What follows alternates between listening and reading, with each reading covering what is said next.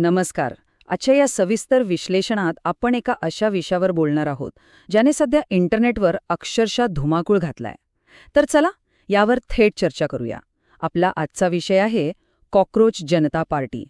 नाव ऐकून थोडं विचित्र वाटलं ना, पण खऱ्या अर्थाने हा एक असा डिजिटल विद्रोह आहे ज्याने सर्वांचंच लक्ष वेधून घेतलंय. ही काही रस्त्यावर झेंडे घेऊन फिरणारी पारंपरिक राजकीय पार्टी नाहीये बरं का.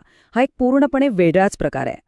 आता साहजिकच मनात हा प्रश्न येतो की हे सुशिक्षित, हातात पदव्या असलेले तरुण अचानक स्वतःला कॉक्रोच म्हणजे चक्क झुरळ का म्हणवून घेत आहेत. विचार करा ना, कोणीही स्वतःला एका उपद्रवी कीटकाशी का जोडेल?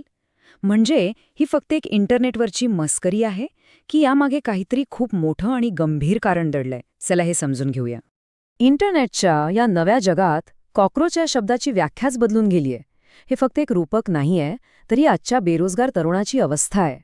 जसे एखादा झुरळ चपलेचा मार खाऊनही कुठल्या तरी कोपऱ्यात जिवंत राहतच, तशीच काहीशी अवस्था या तरुणांची झालीय. व्यवस्थेने दुर्लक्ष केलंय, परीक्षांचे निकाल वेळेवर लागत नाहीयेत, पदव्या असूनही हातात नोकरी नाहीये, पण तरीही हा तरुण टिकून आहे, तो संपलेला नाहीये. याच तडफडीतून ही नवी ओळख तयार झालीय. तर हे सगळं कसं आणि किती वेगाने वाढलं ते आता आपण पाहूया.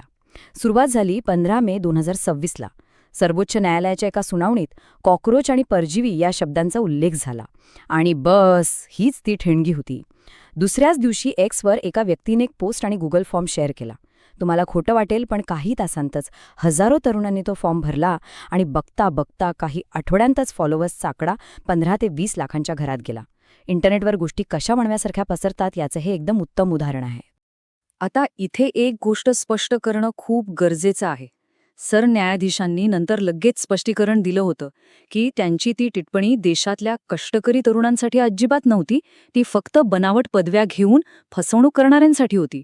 पण तुम्हाला तर माहितीये, इंटरनेटच्या जगात स्पष्टीकरण नेहमीच उशिरा पोहोचतं. तोपर्यंत तरुणांनी ते कॉक्रोच शब्द घट्ट पकडून ठेवले होते. पेपरफुटी, लांबलेल्या परीक्षा आणि बेरोजगारीमुळे मनात जो भयंकर राग खदखदत होता, तो या शब्दांमधनं असा अचानक बाहेर पडला. आता हे ऐकून तुम्हाला नक्कीच हसू येईल. ह्या कॉक्रोच जनता पार्टीचे जे संस्थापक आहेत ना, 30 वर्षांचे अभिजित, त्यांनी पक्षात सामील होण्यासाठी काही भन्नाट आणि अजब अटी ठेवल्या आहेत. पहिली अट, उमेदवाराकडे घोर बेरोजगारी असायला हवी. दुसरी, परम आळस, म्हणजे देशात क्रांती घडवायची आहे पण अंथरूण सोडायची अजिबात इच्छा नाही. तिसरी अट, सदस्यांनी 24 तास इंटरनेटवर ऑनलाईन असणं मस्ट आहे.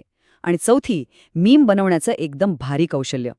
हा सगळा प्रकार अतिशय जाणीवपूर्वक केलेला एक उपहास आहे, ज्याला आपण सटायर म्हणतो. मगाशी आपण जी घोर बेरोजगारी ही अट पाहिली ना, त्या मागची खरी वेदना इथे लपलेली आहे. या 3 पायऱ्या आहेत. पहिली पायरी, हातात मस्त डिग्री आणि रेझ्युमे असणे. दुसरी पायरी, सरकारी परीक्षांचे फॉर्म भरणे आणि त्यांची वाट पाहता पाहता आपलं वय निघून जाणे. आणि तिसरी सर्वात भयंकर पायरी, ज्याची वाट पाहिली ते जॉईनिंग लेटर हातात कधीच न येणे. म्हणजे बघा, या विनोदाच्या आवरणाखाली आजच्या तरुणांची ती अनिश्चितेची आणि निराशेची प्रतीक्षा कशी लपलेली आहे. पारंपरिक राजकारण आणि ही CJP म्हणजेच कॉक्रोच जनता पार्टी यांच्यातला फरक खरंच खूप रंजक आहे. एरवी राजकारण म्हटलं की डोळ्यासमोर काय येतं? मोठ्या रॅली, रोड शो, नेत्यांच्या मागे झेंडे घेऊन फिरणारे कार्यकर्ते. पण CJPचं म्हणणं एकदम स्पष्ट आहे. आम्हाला रॅली नकोत, आम्ही आमच्या जागेवरून 1 इंचही हलणार नाही. त्यांचा मुख्य हत्यार आहे त्यांचा मोबाईल आणि त्यांचे पोस्टर्स, म्हणजे इंटरनेटवरचे मीम्स. ते चक्क आपल्या बिछाण्यावर पडूनच सिस्टीमवर अगदी अचूक आणि टोकदार वार करत आहेत. आणि ह्या सगळ्याचा परिणाम काय झाला माहितीये? हा आकडा बघा, 20 लाख. इंस्टाग्रामवर कॉक्रोच जनता पार्टीचे फॉलोअर्स तब्बल 2 दशलक्षांपर्यंत पोचलेत. हा आकडाच सांगतो की हा फक्त काही मोजक्या रिकामटेकड्या मुलांचा विनोद नक्कीच नाहीये. ही एक प्रचंड मोठी सामाजिक लाट आहे. जेव्हा इतक्या मोठ्या संख्येने लोक एखाद्या विचारधारेशी जोडले जातात, तेव्हा त्याला फक्त एक पासिंग इंटरनेट ट्रेंड समजून तुम्ही अजिबात दुर्लक्षित करू शकत नाही. आता प्रश्न पडला असेल की या सगळ्यामागे मास्टरमाइंड कोण आहे? तर ह्या मोहिमेचा शिल्पकार आहे 30 वर्षांचा अभिजित. यांनी बोस्टन विद्यापीठातून पब्लिक रिलेशन्समध्ये मास्टर्स केलंय. विशेष म्हणजे 2020 ते 2023 या काळात त्याने एका मोठ्या राजकीय पक्षासाठी सोशल मीडिया आणि मीम आधारित कॅम्पेन चालवण्याचं कामही केलंय. पण अभिजित इथे एक गोष्ट अगदी स्पष्टपणे सांगतो की ही निवडणूक लढवणारी कोणतीही राजकीय पार्टी नाहीये. हा फक्त आणि फक्त एक आरसा आहे जो या सिस्टीमला त्यांच्या चुका दाखवून देण्याचं काम करतोय. आता ह्या स्लाइडमधली सर्वात मनोरंजक गोष्ट काय माहितीये? या वरवर दिसणाऱ्या थट्टेच्या आणि विनोदाच्या आवरणाखाली ह्या पक्षाचा एक अतिशय प्रगल्भ आणि गंभीर जाहीरनामा दडलेला आहे. होय, त्यांनी चक्क 5 मुद्द्यांचा एक मॅनिफेस्टो तयार केलाय. ते म्हणतात की नोकरशहांना निवृत्तीनंतर कुठल्याही सरकारी पदावर परत बसवू नका. महिलांसाठी फक्त 33% नाही, तर पूर्ण 50% समानता असावी. आणि मीडियाने टीआरपीसाठी उटसूट वाद न घालता महागाई आणि बेरोजगारी यांसारख्या खऱ्याखुऱ्या प्रश्नांवर बोलावं. त्यांच्या जाहीरनाम्यातले उरलेले 2 मुद्दे तर आणखीनच कडक आहेत. स्वतःला परम आळशी म्हणवून घेणारी ही पार्टी लोकशाहीच्या मूल्यांबद्दल अत्यंत आक्रमक मागण्या करते. जर निवडणुकांमध्ये जनतेची मते गहाळ झाली तर त्याची संपूर्ण जबाबदारी कोणाची तरी निश्चित केलीच पाहिजे. आणि एकदा का एका पक्षातून निवडून आलं की नेत्यांनी दुसऱ्या पक्षात उड्या मारू नयेत, यासाठी पक्षांतर बंदीचे नियम अतिशय कडक करावेत. ह्या मागण्या पाहिल्यावर वाटतं का की हे कोणत्या तरी मीम पेजचे मुद्दे आहेत? हे कोणत्याही कसलेल्या राजकीय विश्लेषकाच्या तोडीचे आहेत?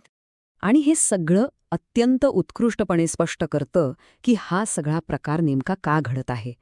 हे वाक्य बघा, जेव्हा आशा साथ देणं सोडते तेव्हा व्यंग बोलायला सुरुवात करते. जेव्हा एका पूर्ण पिढीला असं वाटायला लागतं की ही व्यवस्था आपलं ऐकतच नाहीये, आपल्या भविष्याची इथे कोणालाच काही पडलेली नाहीये, तेव्हा ती भयंकर निराशा अशा एका बोचऱ्या डार्क विनोदात रूपांतरित होते.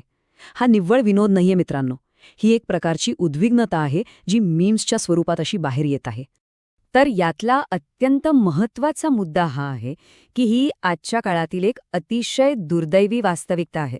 जी मुलं सुशिक्षित आहेत, ज्यांच्या मनात देशाच्या भविष्याबद्दल मोठी स्वप्न आहेत, त्यांना आज स्वतःचीच खिल्ली उडवावी लागते. आपला आवाज या बहिऱ्या व्यवस्थेपर्यंत पोहोचावा म्हणून त्यांना स्वतःला एका किड्याचं, झुरळाचं नाव द्यावं लागतंय. खरंच हे खूप विदारक आहे.